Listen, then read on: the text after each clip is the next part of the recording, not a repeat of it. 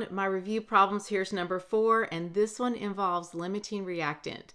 You know that I would have a limiting reactant problem in my series. So let's take a look at this one. This one's classic. How many moles of magnesium hydroxide can be precipitated when, boom, I've got 2 reactants. So step 1, I know I'm going to need to write this reaction.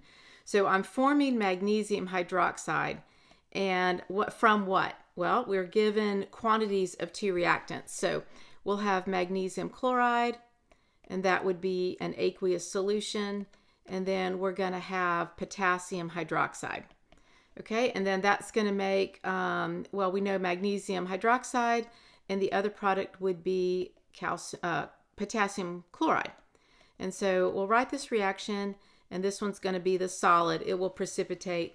The others are aqueous. I don't really have room for that. So we'll balance this thing. Let's see. I think I just need a 2 right here and a 2 right here will do it.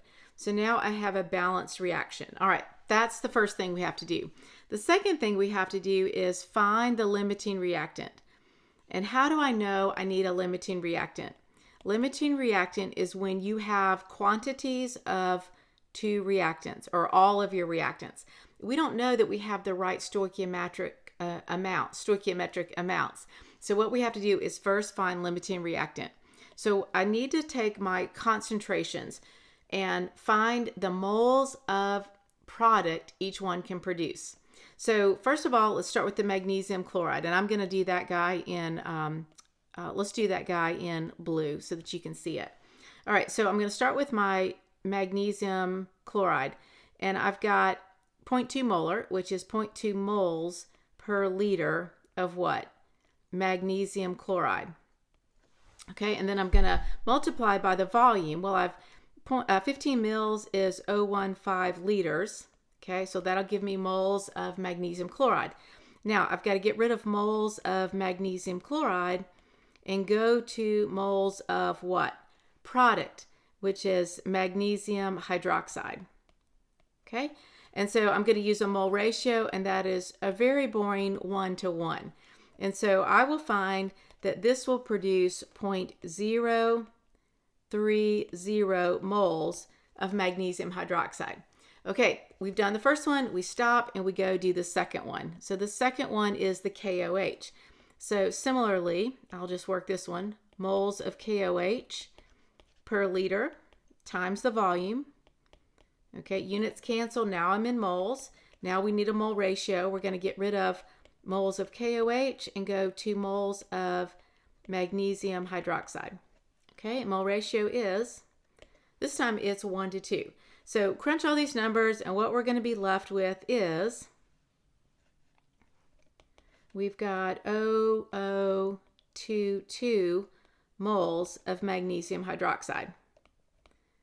Okay, now here's the question. Let me write this down. What I want you to do right here is really important, so I'm going to do it in red. I'm going to write a big or. So I've got 0.03 moles or 0.02 moles.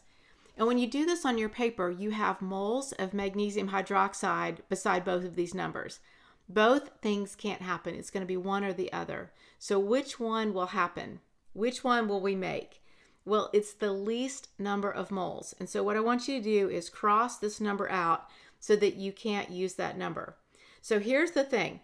The potassium hydroxide would produce the least number of moles. Therefore, this guy right here is the limiting reactant, the reactant that produces the least amount of product.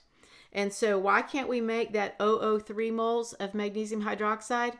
We're going to run out of KOH, right? So when we run out of KOH, reaction stops.